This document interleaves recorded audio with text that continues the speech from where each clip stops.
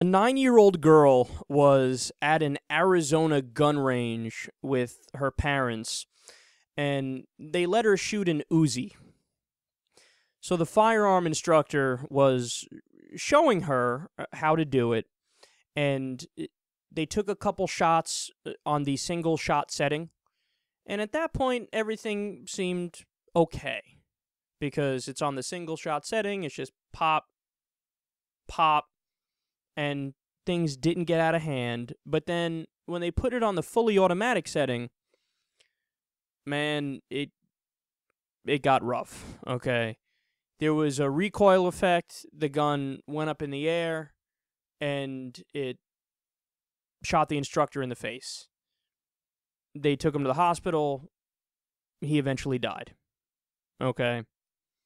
So is it a good idea to give a 9-year-old an Uzi, even under supervision? Is it ever really a good idea to give an 8-year-old, 9-year-old, just a very, very young kid, a deadly weapon that's basically only a deadly weapon? Like, the only thing you use a gun like an Uzi for is to kill or to practice killing. It doesn't, like, make ice cream also. There's nothing else to it, right? So is it a good idea? Well, no, and I think most reasonable people will agree that it's just not a good idea. Don't give your kid... Everybody thinks like, oh, accidents happen, but they won't happen to me. Wrong. By definition, they're accidents, so of course they could happen to you. They could happen to anybody. It's an accident. People don't think these things through, and this isn't exactly rare. This is where the story gets even more heartbreaking. There's been multiple stories of kids shooting each other while messing around, while playing around, while getting their hands on their parents' guns. And just this month, there's been multiple stories of kids killing each other by accident.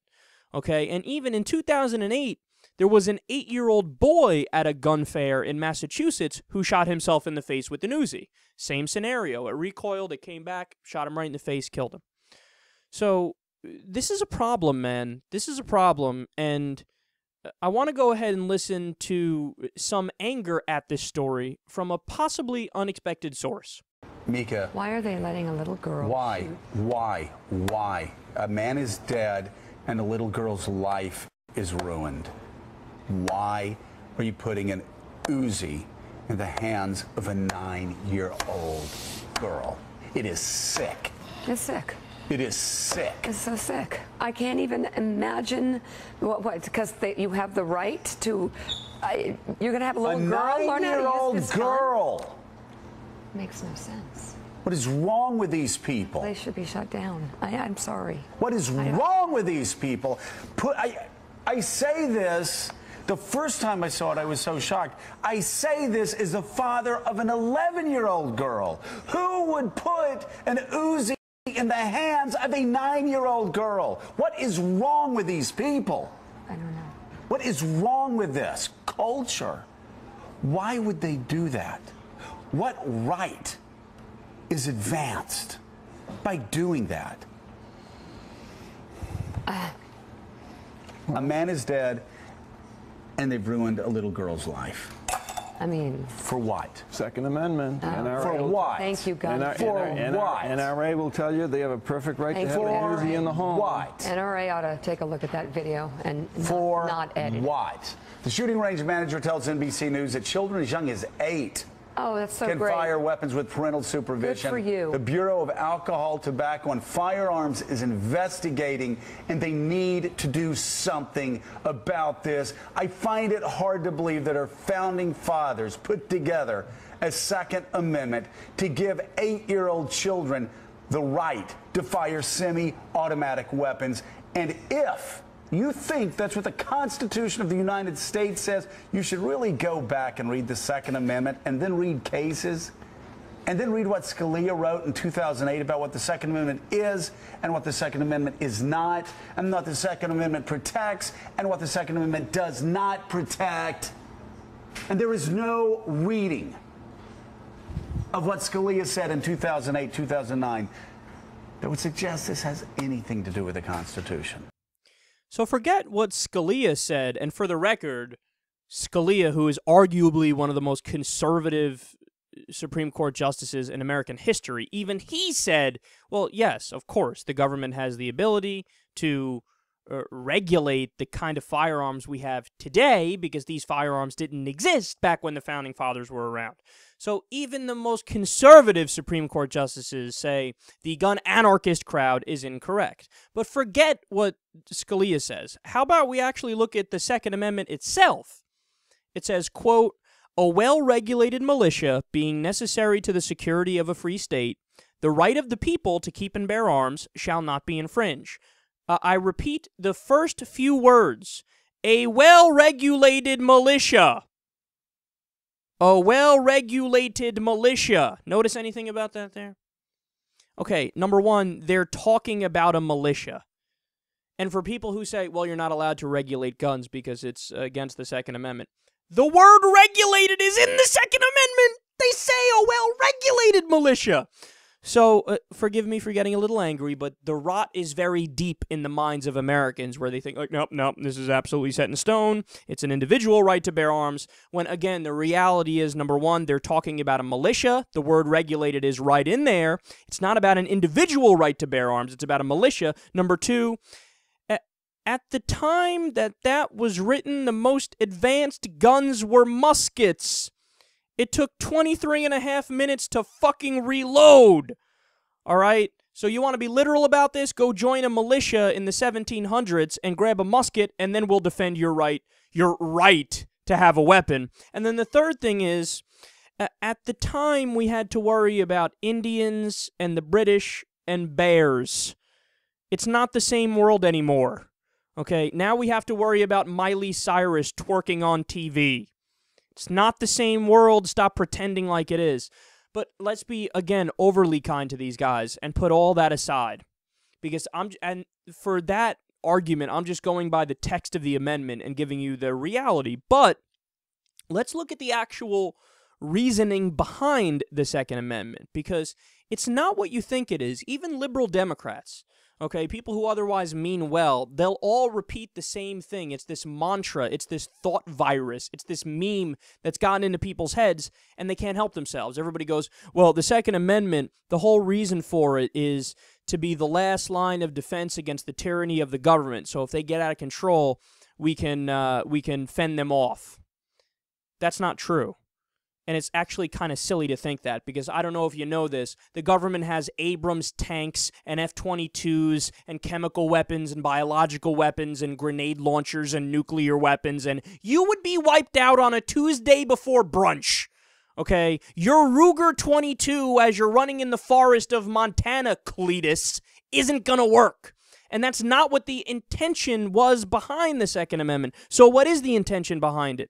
Well, if you actually bothered to do any research and you read the Founding Fathers' arguments, okay, and if you read their letters back and forth between each other, you would realize the Second Amendment is about two things. Number one is standing armies. So the Founding Fathers were terrified of what would happen if we used our military and sent them overseas to fight, and then they came back and they didn't disband. That was the worry, because historically the founders knew from learning about history that when you have armies that are at home and together, that always threatens the stability of the government, because the army could just overthrow the government like that. Okay, a good example of that, by the way, is Egypt today. They just got rid of Morsi. Sisi felt like it one day. He's like, okay, you're gone. And they just got rid of him. Why? Sisi controls the military, and Morsi was democratically elected, but they didn't give a fuck. They said, look, we're the military, gone. So that's what the founders were afraid of. So what was the Second Amendment for? Well, what they were saying is, look, when the military comes home, you have to disband. We're mandating that you have to disband. You can't stay together. You're not allowed to. However, we're going to be kind to you and say this. Our concession is you're allowed to keep your guns. So if you were in the military and you come back home, you have to disband, but you can keep your guns. Not the farmer, not the marketplace owner down the street. The military guy who's back home, you can keep your guns. That's reason number one. Reason number two is, this is my favorite one because nobody knows this, but it's unbelievable. The Second Amendment was to preserve slave patrols in Virginia. Isn't that amazing? See, Virginia was hesitant to join the United States of America. They weren't sure if they wanted to join the Union. So what the Founding Fathers did to entice them to join is, they said, look, if you join, we're going to allow you to form militias and to patrol your northern border. Now, why is that relevant? Well, the reason why that was such a big deal is because Virginia was a majority slave state. It was about 60% African American at the time. They were slaves, right? And the fear was, well, the second that we join the Union, all of our slaves are just immediately going to rush the border and go north and free themselves. Why wouldn't they do that, right? So what the founders said is, well, and by the way, the original wording of the Second Amendment was this: the right of the people, hold on, wait for it, I gotta find it again. A well-regulated militia being necessary to the security of a free country, the right of the people to keep and bear arms shall not be infringed. Today it's different. Today it's, and how it was passed is, a well-regulated militia being necessary to the security of a free state. So they changed it from country to state. Why did they make that change? Because they tried to make clear it's about you, Virginia. It's about you. A state, not the country, but a state. So you have your militia in your state can patrol the northern border and stop the slaves from escaping north. So in reality, one of the main reasons for the Second Amendment was to preserve slavery. Was to say, okay, Virginia, you can join the Union and we're going to allow you to patrol your northern border to stop the escaped slaves. Isn't that amazing? See, people don't know. History has a way, or culture has a way, of taking the historical reality and putting it through the ringer. And another reason behind that is, I mean, we're not intellectual, right? People aren't good with nuance. They're not good with complexity. They're not good at reading through dense articles or arguments and understanding how the reality might take a good 10 minutes to explain to somebody. So what do? They go to sound bites. They go, no, the Second Amendment is to stop, it's to prevent tyranny. It's the last line of defense. Why? I don't know. I heard fucking some conservative douchebag say it, so I'm going to say it too. Not true. Just not true. And if you did the research, you would know it. But look, and the final thing I'll say about this is, I'm not arguing to ban guns. I haven't seen a single progressive or liberal or anybody argue to ban guns. All we're saying is very simple. Just do moderate regulation so we lower the number of gun deaths and we lower the number of accidents and suicides and homicides and you name it. So instead of having 32,000 gun deaths on average every year, because we have gun anarchy in the U.S. with over 300 million guns and laws on state books that allow you to carry in church, allow you to carry in a bar. At a federal level, if you're on the terrorist watch list, you can still get a gun. 40% of the gun sales have no background check associated with them whatsoever, so a bipolar person can get a gun, a crazy person can get a gun, a manic person can get a gun, a schizophrenic can get a gun. I mean, all we're asking is this: universal background check with some rigid rules that prevents those people from getting guns, right? 100% across the board, universal background check. Ban high-capacity magazines. Ban assault weapons. And put some age restrictions, for Christ's sake. That's the new one that comes about today that makes sense. Like, why? No, a 9-year-old should not be allowed to shoot an Uzi. I'm sorry. What's the age for driving now? It's been so long for me, I don't remember. What, 16, 18, something like that? So we need to wait until then for somebody to drive a car, and their argument is, well, it's a weapon, so they can't do it before then. But at least the car, it's not just a weapon, it's actually a vehicle which takes you from point A to point B. A fucking Uzi is just a weapon! And they're like, no, but you could do that at 9. Let's stop being silly. This doesn't make any sense. This doesn't make any sense whatsoever, and accidents like this are going to keep happening if we don't do something about it.